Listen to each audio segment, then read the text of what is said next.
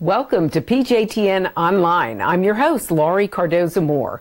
I want to thank you for joining us this evening, and I want to welcome our new guests to PJTN Online. If you're not familiar with proclaiming justice to the nations, our mission is to educate Christians about their biblical responsibility to stand with our Jewish brethren and defend the state of Israel against the rise of global anti-Semitism. We accomplish that mission by producing award-winning documentary films and television programs educating Christians about their biblical responsibility. Of course, those programs broadcast in 200 nations, reaching 2.6 billion viewers globally. And so we welcome all of our PJTN watchmen and friends. And for those of you who are new to the program, thank you for tuning in this evening. I want to just talk to you a little bit about this organization, PJTN, as well as this program, PJTN Online. The programs we produce are only we can only produce these programs because of the generous support by viewers like you. So I want to thank you for tuning in and consider becoming a PJTN watchman. With any monthly contribution, you can become a PJTN watchman, and you can help us take this message to Christian Jews and all people of conscience around the globe. Our goal this year for 2018 is to get 5,000 new PJTN watchmen from around the world. And so again, any monthly contribution can make you a watchman. We'd be happy to send you a little gift of appreciation to thank you for your monthly support. Last month, we launched our 40 Days of Prayer for Israel leading up to the 70th anniversary on May 14th. And so for those of you who have been praying with us daily, you can do that through our social media sites here on Facebook, as well as on Instagram and on Twitter. So if you're not following us on Facebook or Twitter, if you haven't liked us on Facebook, I encourage you to do so. And of course, follow us on Twitter and on Instagram. And that way you can join us and join with millions of Christians around the world as we are praying. There are people that are fasting. And of course, tomorrow is the National Day of Prayer here for the United States. And we also will be praying and praising God for the United States and our new leadership and that support for the state of Israel. We also have a special limited offer during this time. This is the 70th anniversary of the rebirth of the modern state of Israel. And so for a one-time gift of $70, we will send you on the screen a copy of Israel Rising by Doug Hershey, and also Israel Indivisible, the documentary, the definitive documentary about Israel's historical, archaeological, legal, and biblical rights to her ancient homeland. And that copy, the Book of Israel Rising, we have a limited number of copies that are autographed by me with a special message and a scripture verse also. So we encourage you to order a copy, keep this memento. It also makes great gifts for your family and your friends. So I encourage you to make that contribution by visiting our website at pjtn.org. Also, I just want to let you know that if you go to the address on your screen, if you go to pjtn.org and make a donation today, you can go also to sign up to get our newsletters on the website, which are very important and informative. We just put out a press release about a statement. We're going to talk about that in a little bit about Mahmoud Abbas. But it's important that you stay informed and educated, and that's what PJTN's mission is to do, to provide you with information that you can share with your family and friends, and that you can make informed decisions also about what's going on in the Middle East. And of course, for Christians, this is a major point of topic in a lot of congregations. People don't understand what their responsibility is to Israel. And unfortunately, there's a lot of Christian pastors and denominations who support the Palestinian cause, the Mahmoud Abbas's stance, and unfortunately it's because they are not informed and they're not educated. Of course, we always start as Christians with the Bible as our foundation to what we believe. That's what we build upon, and that's what we at PJTN build all of our programs. We produce our programs and our documentary films based on the text of Scripture, because we need to be on God's side of this issue. We have to understand that God has a plan for Israel. He created, he made a covenant with Abraham, Isaac, Jacob, and their descendants, and that covenant is forever. It's eternal. And we as Christians will be held accountable for what we did and didn't do with our brethren. One of my favorite scriptures in Leviticus chapter 19, verse 16, God told Moses that we are not to stand by while our brother's blood is shed. And we see a rise of anti-Semitism, but we hear silence. And we can go back to, the Holocaust in Germany. And Germany being a educated Christian nation, I talk about this continually because people ask the question, the Holocaust could never happen again. Well, it happened in Germany, and Germany was an educated nation. It was a nation with, you could actually say, a Judeo-Christian nation. There were Protestants, Catholics, and of course, Jews. And unfortunately, the church stood by and large, and allowed Hitler to come to power and also to slaughter not just 6 million Jews, but another 5.5 million other people as well. So it's critically important that each one of us in our generation, as God brings us into the world, we're going to have to answer for the choices that we made, the things that we did one day when we stand before Almighty God. And of course, we all long to hear the Father say to us, "Well done, my good and faithful servant." And of course, I know you probably agree with me that we do. If we make a decision or we take a position on an issue, we want to be biblically grounded. It's very important. So again, go to our website, sign up to get our newsletters, like us on Facebook if you haven't already done so, follow us on Twitter and Instagram. As I mentioned, this program, PJTN Online, was really created with you in mind. I hear from Christians all over the world who are emailing me. They're watching our programs, which kind of spurs additional questions about issues that Christians are not familiar with, or maybe they learned something new in one of our Focus on Israel shows or tuning into PJTN Online. And I get emails from Christians asking questions. So this is an opportunity once a week for us to have a conversation. And of course, you have the opportunity to ask a question, make a comment, share with our viewers, and I'm going to be sharing periodically through the program. I'm going to be taking some of the questions that come up on Facebook and also sharing some of the comments by our viewers. So feel free to make a comment and encourage the rest of us who are fighting this battle and are on the front lines. Again, visit pjtn.org and like us on Facebook, follow us on Twitter and Instagram. Also, for those of you who are not aware, PJTN has its own YouTube and Vimeo page. And a lot of the programs, in fact, all of our PJTN online programs previous are all there. So if you've missed any of our programs, you can tune in and watch those programs there. Also, there's a lot of great videos and little clips that you can share. So please feel free to share these YouTube videos, these Vimeo videos with your family and friends, and help us, because that's a way for you to be able to partner with PJTN to take this message around the globe. I also want to just talk about what we're going to talk about tonight. And I'm so glad that you tuned in, because we're going to talk about the U.S. Embassy opening, which is going to take place in a couple of weeks, week and a half in Israel.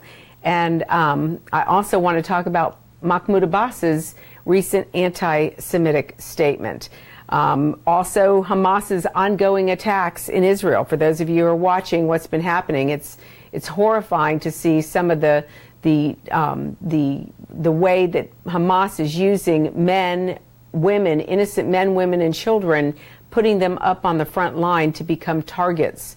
And this is outrageous. There needs to be a call by the United Nations and other leaders to condemn this type of activity. It's absolutely shameful what these people will do with innocent people, especially children, throwing them up to the front line. But we're going to show you a little clip of Hamas's fake news. Also, we're going to talk about the indoctrination of our children in U.S. schools. You know that PJTN has been on this issue about the textbooks since 2012, and we're in the process of reviewing textbooks in the state of Tennessee. Tennessee is in the process of reviewing their history, geography, and social studies textbooks once again. And of course, we have compiled a group of parents and citizens who are reviewing the textbooks, documenting the inaccuracies, the biases, and the values that do not reflect our own. And there's so much more to talk about tonight. But let's start with Trump. And we have heard that Donald Trump may attend the embassy opening ceremony, and that has not been confirmed. But we have a report by Israel Breaking News, who is reporting that President Trump may, in fact, come. In fact, he stated, President Trump told reporters in Washington on Friday that he may go to the opening of the U.S. Embassy in Jerusalem next month. At a White House press conference, a reporter from the Christian Broadcasting Network asked who would represent the White House at this historic inauguration. And the president gave the surprising answer, "I may go." Very proud of it. The Treasury Secretary, Steve Mnuchin, was originally set to lead a 250-member delegation for the event, including 40 members of Congress. Republican Senators Ted Cruz and Lindsey Graham are also expected to attend, along with Middle East envoy Jason Greenblatt. The new embassy will be housed temporarily in the American consulate in Arnona neighborhood in South Jerusalem. So this is, ladies and gentlemen, a very historic time, and we were fortunate earlier this week to speak with one of the individuals, the congressman, who was involved in drafting the resolution to call for the embassy, for President Trump to finally move the U.S. Embassy. I just want to just share with you a little bit of information about the Jerusalem Embassy Act, because that's where all of this started. Back in 1995, Congress officially recognized, they voted to recognize Jerusalem as the capital of Israel and ordered the embassy to be relocated from Tel Aviv to Jerusalem. Unfortunately, since 1995, not one sitting president, until President Trump came along, was willing to take this issue on. And just so you have a little background, this act comes up to move the embassy, the U.S. Embassy, from Tel Aviv to Jerusalem twice a year. It comes before every sitting president since 1995.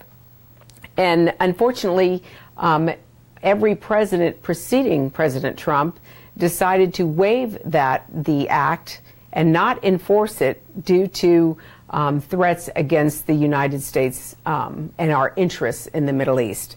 But it was President Trump who decided to finally, once and for all, make this move. The resolution that was drafted was actually drafted by Congresswoman Marsha Blackburn, who happens to be Tennessee's Congresswoman. She represents our district here at Proclaiming Justice to the Nations. And also Congressman Sherman. And basically the concurrent resolution reads, expressing the sense of Congress that Jerusalem is the capital of Israel and therefore consistent with the location of other United States embassies, the United States Embassy in Israel should be located in Jerusalem. Whereas the city of Jerusalem is the seat of Israel's government, including its president, parliament, and Supreme Court, and is the site of numerous government ministries and social and cultural institutions. Whereas since June 7, 1967, the city of Jerusalem has been an undivided city. Whereas since 1995, It has been federal law to recognize Jerusalem as the capital of Israel and to relocate to Jerusalem the United States Embassy in Israel. And this law has not been superseded. Whereas this sense of Congress has no bearing on the final status of Jerusalem, as the United States is not a party to the Israel-Palestinian conflict. Whereas the United States maintains its embassy in the functioning capital of every country, except in the case of the United States' democratic friend and strategic ally, the State of Israel. And whereas the United States maintains a consulate in the city of Jerusalem that conducts the official business of the United States government. Now, therefore, be it resolved by the House of Representatives, the Senate concurring, that it is the sense of Congress that the United States government should officially recognize Jerusalem as the capital of Israel, and the United States Embassy in Israel should be located in the city of Jerusalem. It's such an exciting time, ladies and gentlemen, not only to be an American, but to be alive. This is a biblically historic, strategic initiative. And I think that all of us as Christians, especially leading up to the next week and a half when the official move and the ceremony takes place, that we be in prayer for Israel, because this could create a lot of problems. And there are Israelis, and we're going to talk about that in a little bit. Some of the leaders in Israel are concerned that this could create a huge problem. Some not so much.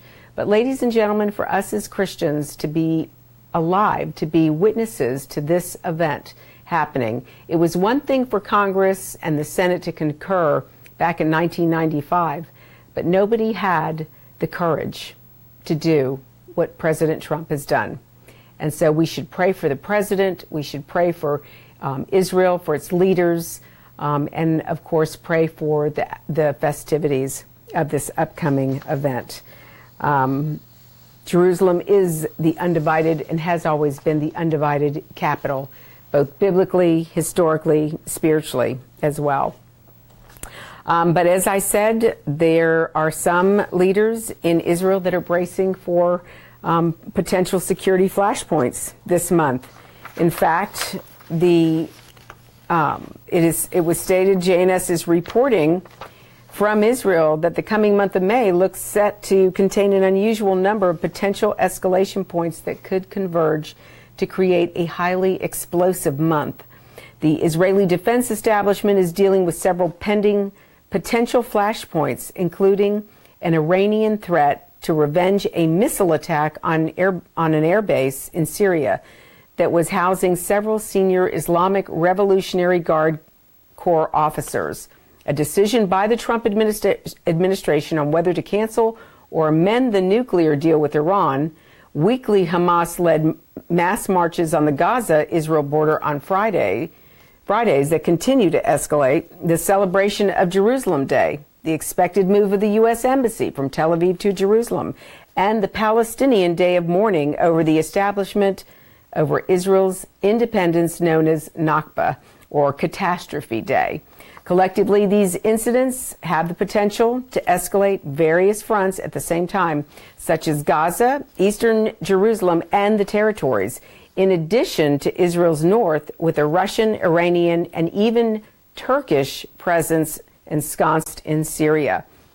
Brigadier General Reservist Nitzan Noriel, former director of the Counterterrorism Bureau of the Prime Minister's office, told JNS that the moving of the U.S. Embassy to Jerusalem as an event with short-term influence that may spark violence, but which will likely be temporary, or at least will not fuel other violent incidents. He goes on to say upcoming elections in Lebanon, he said, actually create new opportunities, and the pending decision by U.S. President Donald Trump over Iran could change the rules of the game in the region, he added. Dr. Eli Carmon, a senior scholar for the International Institute for Counterterrorism in Herzliya, Israel, said the next 3 weeks will represent one of the most explosive regional situations that involve Israel. He went on to warn that Iran's conflict with Israel is inevitable as long as Jerusalem remains convinced that it cannot tolerate the formation of such a severe and direct threat on its northern border, and as long as it continues to act accordingly, mainly through its Air Force. He noted that Israel has behaved according to the very clear red lines made public by its military and political leaders and seems determined to continue. Tehran, meanwhile, must also factor in the arrival of a more anti-Iranian White House team. All of these factors are part of the buildup to Trump's fateful decision on May 12th regarding the Iranian nuclear deal, as well as the unpredictable results of his negotiation with the North Korean dictator, which could directly impact Iran. On the Palestinian front, Carmon said that several factors are conspiring to make the Palestinian arena more explosive, including Hamas's weakness in the face of the Palestinian Authority and its growing regional isolation.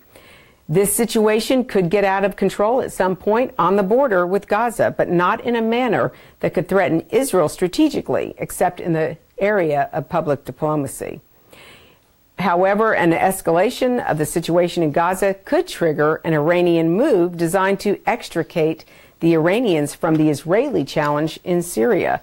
The Israeli-Iranian tensions remain the most serious trigger for a direct confrontation in the short term, says Carmon. And for those of you who were watching the Prime Minister's video or message that came out earlier this week, he made it very clear when he disclosed all of the evidence that the Mossad was able to obtain. And interestingly enough, all of that documentation made its way into Israel. I read a report earlier that from a former U.S. official who lived in Iran and who had dealt with the Iranians before the removal of the Shah. He said that one of the things that Americans are not seeing are the number of protests throughout their country. The Iranian government is being laughed at by its own people, even by its enemies, because, here the Iranians, the Israelis came in through their Mossad and were able to obtain these thousands of pages of documents proving that Iran's goal is not for nuclear energy, but it's to create nuclear bombs, nuclear missiles, armed missiles with nuclear warheads. And we saw, as the Prime Minister so eloquently stated, he showed us their goal and their missile system and the capability of their missile system currently, but they are not stopping there. As the Prime Minister mentioned, their goal is to go further than where they're able to go right now. Ultimately, their goal is to hit or to reach, their missiles to reach the United States with a nuclear warhead.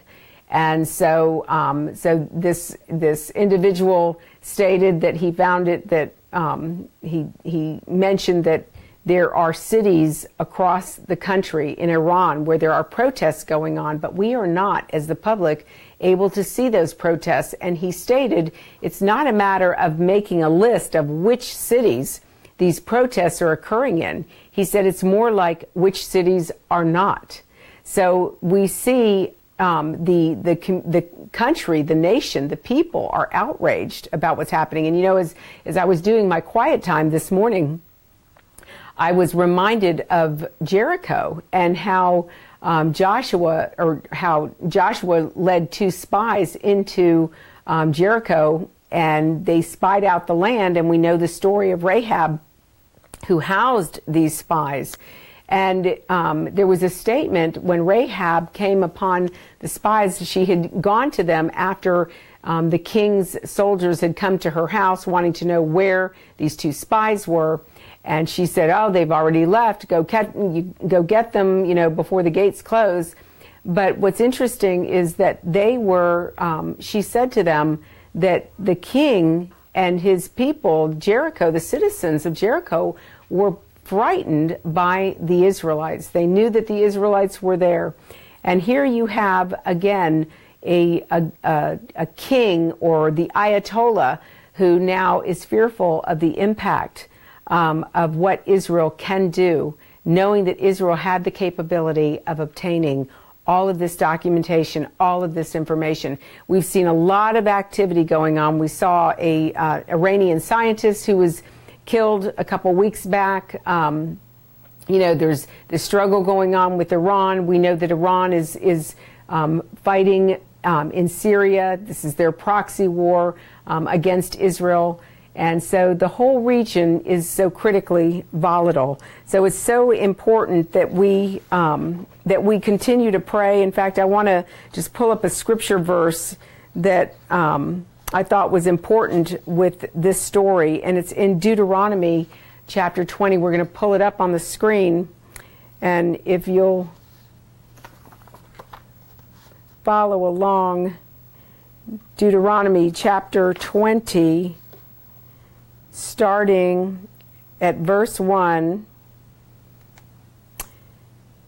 So if you've got your Bibles handy, turn to Deuteronomy chapter 20, and we start at verse 1. And it says, this is the scripture, the principles that are governing warfare. And these are some of my favorite scriptures, because we are in a battle, ladies and gentlemen, but we have hope. Verse 1 says, when you go out to battle against your enemies and see horses and chariots and people more numerous than you, do not be afraid of them, for the Lord your God is with you, who brought you up from the land of Egypt. So it shall be, when you are on the verge of battle, that the priest shall approach and speak to the people, and he shall say to them, Hear, O Israel, today you are on the verge of battle with your enemies. Do not let your heart faint. Do not be afraid, and do not tremble or be terrified because of them. For the Lord your God is he who goes with you to fight for you against your enemies to save you. That is an encouraging word.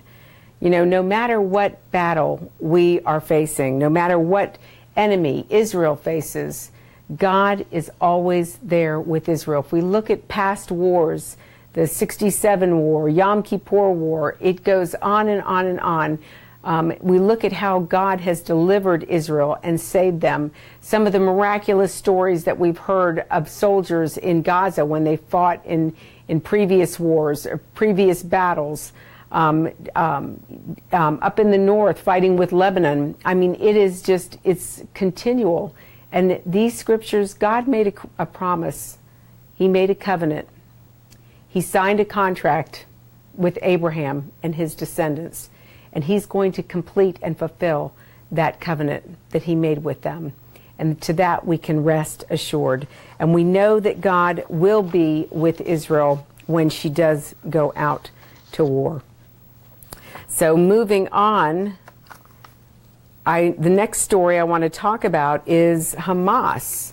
And of course, on Israel's other front, they have to address the Palestinian Authority. And of course, Mahmoud Abbas earlier this week was chastised by the Palestinians were chastised by the Saudi Crown Prince, and said to tell the Saudi Crown Prince said to tell U.S. Jews at a meeting with Jewish leaders in New York last month.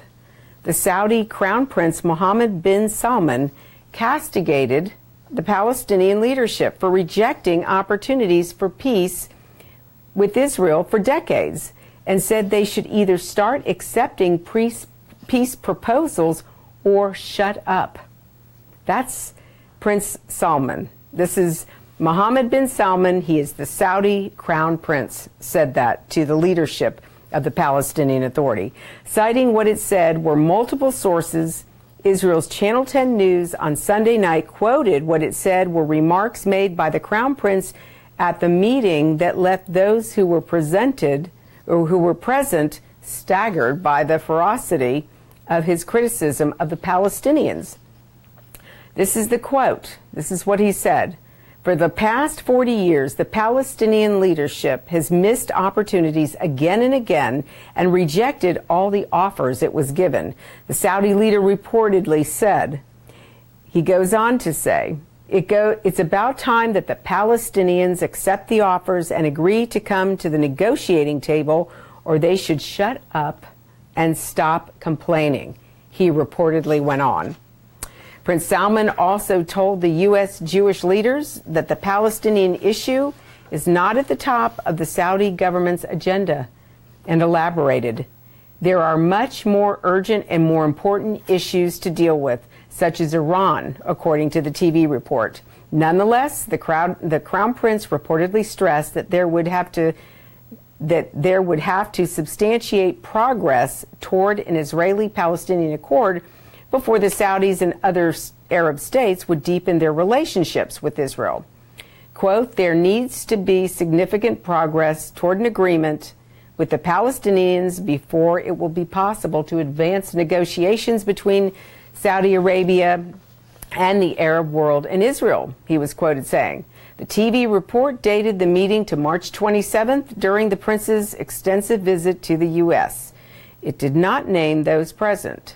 The Saudi embassy said that the Crown Prince was set to have met that week with the Jewish leaders, including Rabbi Rick Jacobs, president of the Union for Reform Judaism, Rabbi Stephen Wernick, head of the United Synagogue of Conservative Judaism, and Alan Fagan, executive vice president of the Orthodox Union. That meeting, however, which also included Christian leaders, took place on March 28th. The TV report was based on a cable to the foreign ministry from an Israeli diplomat in the New York consulate, who was briefed on the meeting by those present, and 3 other sources who were familiar with the content of the meeting.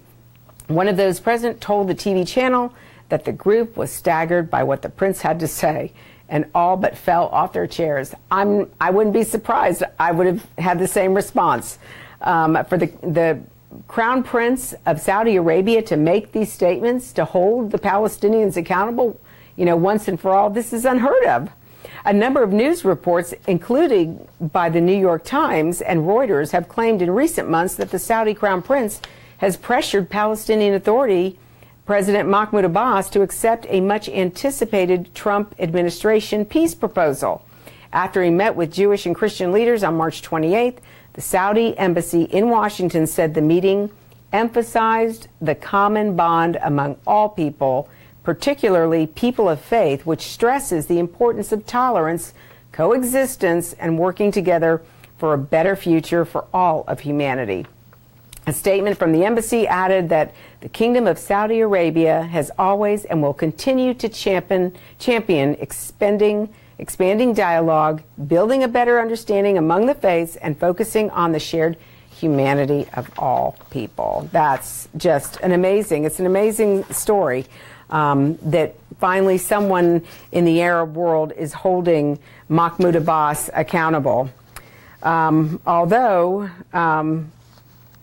we going back over to Gaza, unfortunately, one of the things that the Palestinian Authority is doing under Mahmoud Abbas is misinforming their children through the textbooks, through curriculum.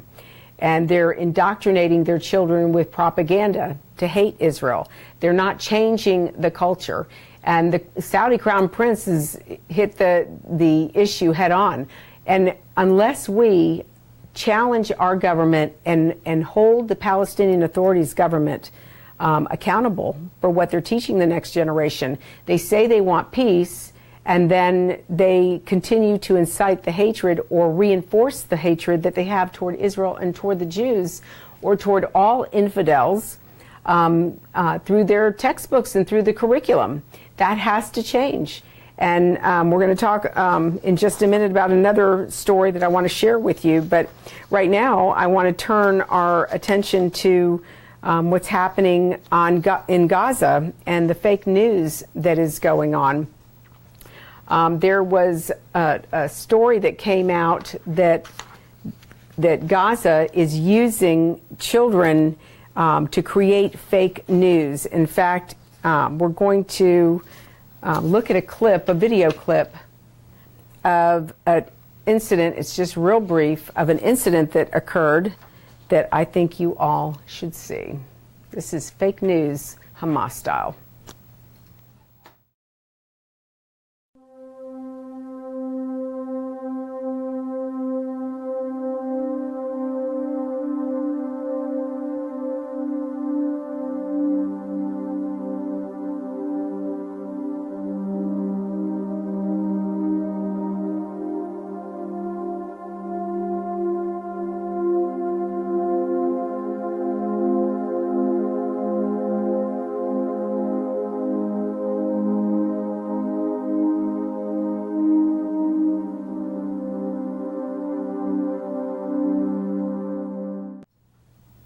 So you see, anyone today can take their cell phone, a video camera, and videotape, create a scenario or a story, and then push it out to the mainstream media who doesn't vet their sources and post things out and say, this is what the Israelis are doing to the children. Here's another child who's wounded.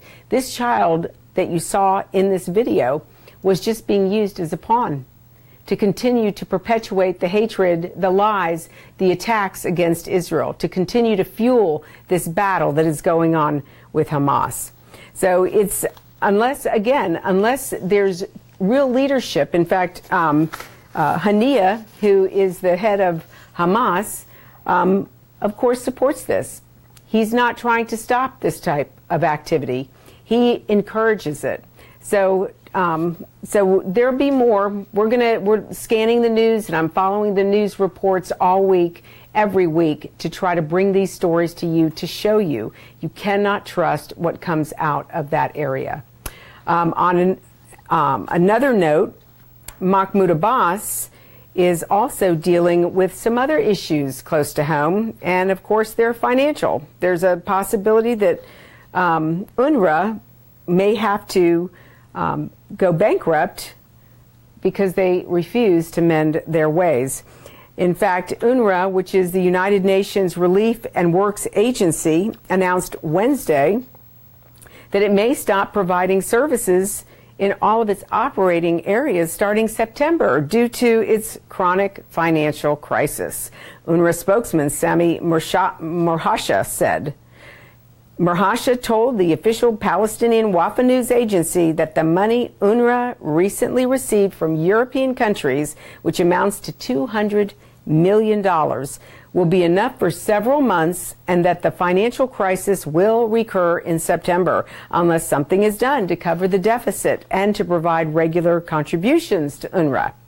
UNRWA Commissioner General Pierre Kahenbuhl told donors in Brussels that UNRWA may not open its schools in the coming academic year as a result of its most serious deficit in its 50-year history. Well, ladies and gentlemen, that may not be a bad thing, because if they're not teaching their children propaganda, then maybe there can be some reform in that area, in the Palestinian-controlled area.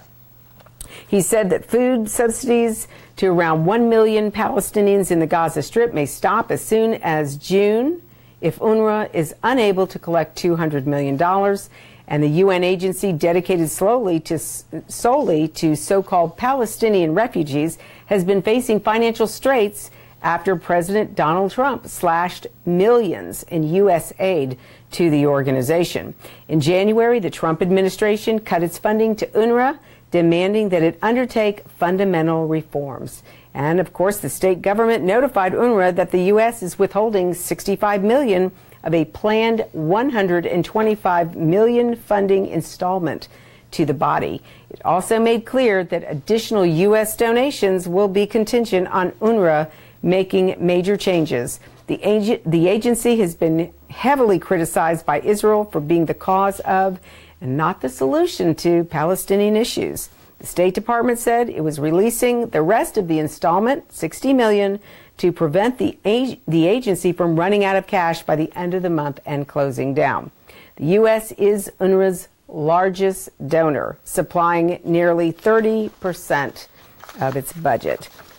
So, ladies and gentlemen, the Palestinian Authority has its work cut out for them, and they're going to have to decide what they're going to do, because they're obviously not going to be able to continue their projects unless they start making some reforms. I also want to mention that there was a press release that we put out at PJTN today. Actually, Mahmoud Abbas made a statement, an anti-Semitic statement this week, and he is being called out on it. In fact, we all know that Mahmoud Abbas wrote his dissertation in Moscow about how minimizing the Holocaust. And so it's not a surprise that Mahmoud Abbas would now make a statement denying the Holocaust, or saying that it didn't happen, or it didn't happen as we have stated that it happens in our or how it had happened in our history books. But we put out a statement that Mahmoud Abbas has revealed the true intent of his heart as a vehemently anti-Semitic, Holocaust-denying fanatic. And the world has been duped into thinking that this man is peaceful. He is far from it. And for somebody to have the audacity to say that the Holocaust didn't happen, or didn't happen, not as many people were murdered. In fact, it reminds me of our documentary, The Forgotten People, Christianity and the Holocaust, where we have footage, historic footage in that documentary film. And if you're interested in ordering it, it's a great historical piece that you can share with your children, your family, your friends, in a movie night. But General Eisenhower, when he liberated the concentration camps, he told all of those people that were there with cameras, with video, with film cameras, to film everything they saw, because he said that someday someone is going to say this didn't happen. How true he was to that. And of course, we see that going on. And unfortunately, on another note, we see even in our schools and in our textbooks, they are minimizing the Holocaust. We're not teaching the Holocaust like we used to. And we're basically setting the stage for what General Eisenhower feared would happen. So here we are. Speaking about education, those of you who have been involved with PJTN, as I mentioned earlier, we have been working on exposing content in textbooks, curriculum, instructional materials across the country, exposing not just inaccuracies, but biases and values that do not reflect the Judeo-Christian values that this nation was founded upon. And one of the problems that we've seen in our textbooks and our curriculum is not just anti-Semitic and anti-Israel content, which is very important for us at PJTN, because promoting that content, that type of content, and there was a quote in a textbook that legitimized Palestinians blowing themselves up in a Jerusalem restaurant because they were waging a war against Israeli government policies and army actions. And promoting that narrative is causing children to be impressionable young minds to believe that, the Palestinians are fighting this Goliath, and, they're the David with the slingshot, and Goliath is bigger than they are. And so they're being targeted, and it's unfair. Well, part of the reason that we have this content, this curriculum, these textbooks, is because of the standards. And where do those standards come from? Common Core. And I have an article here where on February 24th, earlier this year, this was just brought to my attention, that Bill Gates admitted that the Common Core experiment is a failure. And ladies and gentlemen, I don't know if you know much about Common Core, but Common Core, Bill and Melinda Gates actually introduced the concept of Common Core at the United Nations in Moscow back in 2006. And from 2006 to 2012, and of course we've been fighting this issue in partnering with parents and citizens in other states, Tennessee, Ohio, Florida, Texas, Massachusetts, California, Texas, all across the country. We're seeing the same thing happening. But the federal government, Bill Gates worked with the Obama administration, and they implemented this Common Core standards, state standards. They were picked up by 37 states, and this was never, it was never piloted as a program. They never did a test study or a case study in a school district or in a state where they just implemented this policy. And unfortunately, because of that, our children, since 2006, because keep in mind, it was implemented, it was introduced in 2006, but it didn't take. I mean, now we're 2018. Here we are 12 years later, and look at the impact that it's had on education. Every state that has adopted Common Core is suffering from the fallout of this program, this curriculum. Part of the curriculum also is to change history, to rewrite history, revisionist history.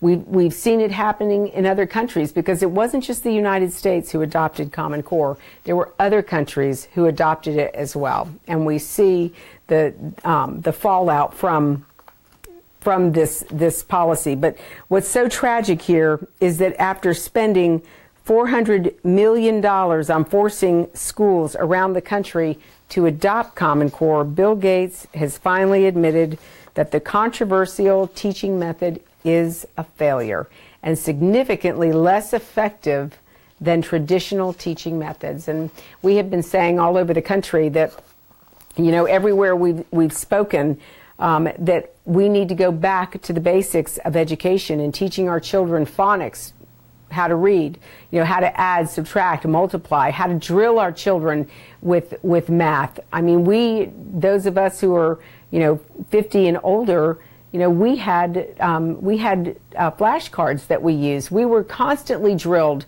with math. But now Common Core created these long, you know, tedious ways of getting to the answers, and instead of doing simple addition, multiplication, subtraction, and division problems, they were drawing out these huge problems and creating confusion with the kids. It's outrageous what has happened. And unfortunately, we have how many years of kids who have been hurt by this. The article goes on to say parents and teachers across the nation have been urging schools to dump the toxic Common Core curriculum, arguing that it deliberately dumbs down children and creates unnecessary and complicated methods for working out relatively simple problems. The Gates Foundation has spent more than $400 million itself and influenced a staggering $4 trillion in U.S. taxpayer funds towards making Common Core the mandatory curriculum across the country. 8 years later, however, and after a huge wave of disapproval, Bill Gates is finally admitting that his and Barack Obama's baby, Common Core, is a failure. He said, based on everything we have learned in the past 17 years, we are evolving our education strategy, Gates wrote on his blog as a preface to a speech he gave in Cleveland.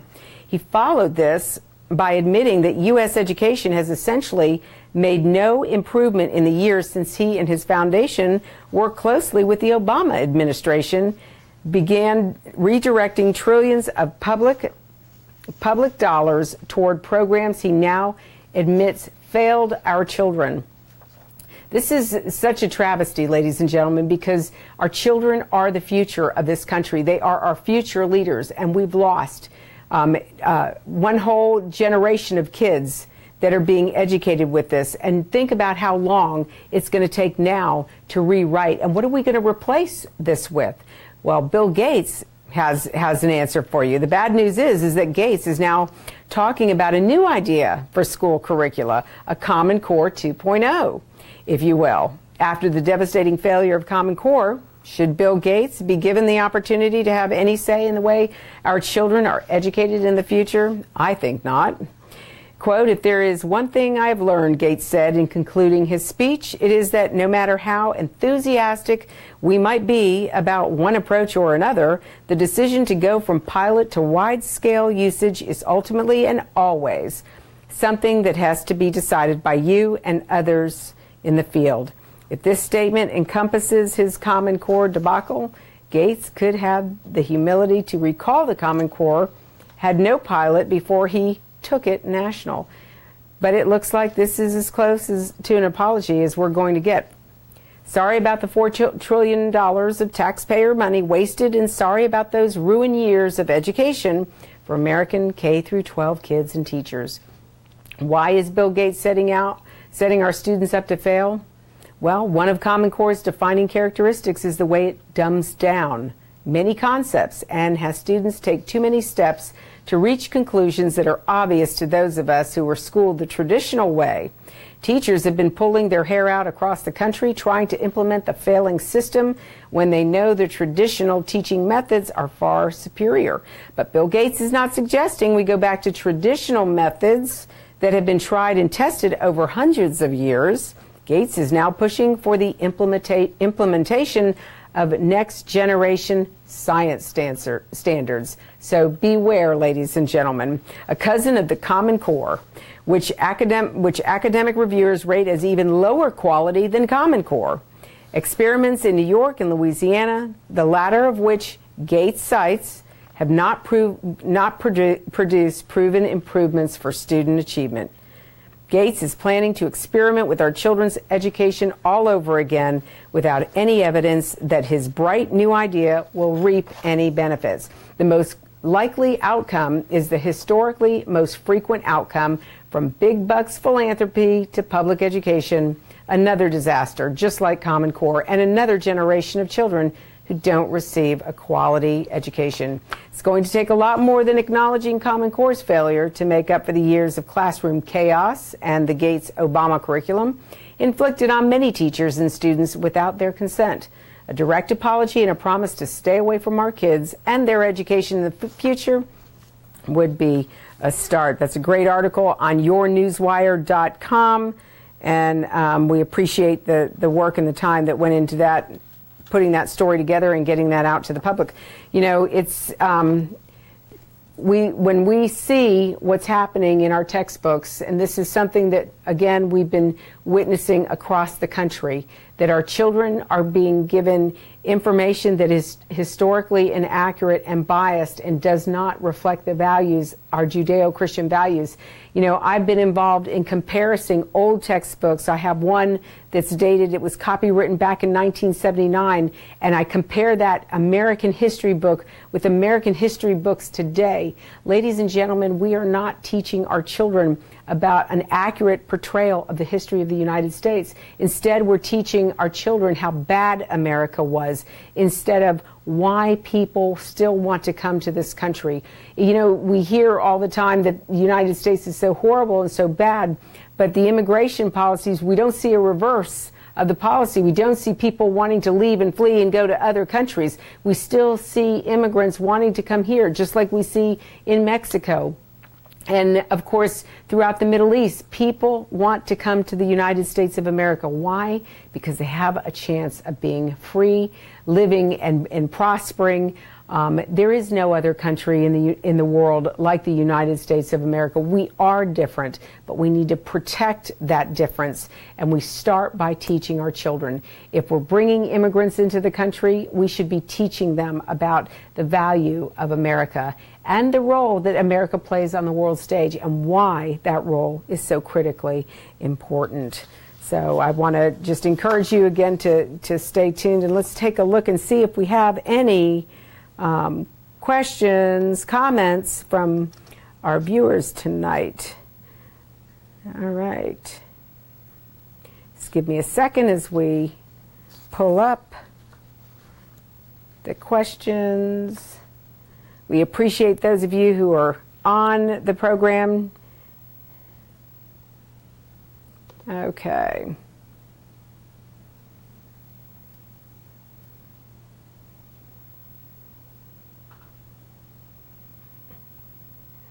All right, we're still... All right. We've got Josephine is watching us tonight. And I think that is about it. Well, we've got about 5 minutes left. If you have any questions, now is your time. Now's the time to ask those questions or make those comments. But otherwise, if you, again, if this is the first time you've been on our show, I want to encourage you as we wrap up our program. I want to thank you for tuning in tonight. I hope you learned something new, and I hope that you will share our PJTN online program with your family and friends. And I just want to also mention that, again, you can go, if you haven't signed up to get on our mailing list at pjtn.org, I encourage you to visit our website. Also partner with PJTN by becoming a PJTN Watchman with any monthly donation. And we'll send you a thank you, a little gift package to welcome you as part of our PJTN Watchman. And the role of the watchman is really important. It can't be overstated. We're reminded in the book of Ezekiel, when God told Ezekiel that when the watchman sees the enemy advancing on a city, and if the watchman fails to warn the inhabitants of the city that the enemy is advancing, then any innocent blood that is shed, it will be required of that watchman. However, if the watchman warns the inhabitants of the city that the enemy is advancing, and if the inhabitants lose their life, it will be required of them. We at PJTN, our mission is to be a watchman on the wall for Israel, not to allow anti-Semitism to prosper. And unfortunately, we're seeing a rise of it around the globe. And that's why our global programming is so critically important. It's why this program is so important, to educate and inform you, to equip you with the truth, so that you will stand up against anti-Semitism in your community, whether you're in the United States of America, New Zealand, Australia, the UK, even in Asia, in one of the Asian countries. If you see anti-Semitism, let us know. Let us help you mobilize and engage in your community to take back local control, to protect your Jewish communities. You will be blessed. God told Abraham, I will bless those who bless you, and he who ignores you, I will utterly destroy. So I want to thank you again for tuning in tonight. If you haven't liked us on Facebook, please do so. Share our program with your family and friends. Follow us on Twitter and Instagram. Go to our YouTube and our Vimeo channels. Watch the programs and share them with your family and friends. And I want to thank you again for joining us tonight. And I hope that we'll see you next week. Next week we will actually be in Jerusalem. So we'll be coming to you live from Jerusalem right here, PJTN Online. I'm your host, Laurie Cardoza Moore, and I want to thank you for joining us tonight. God bless you.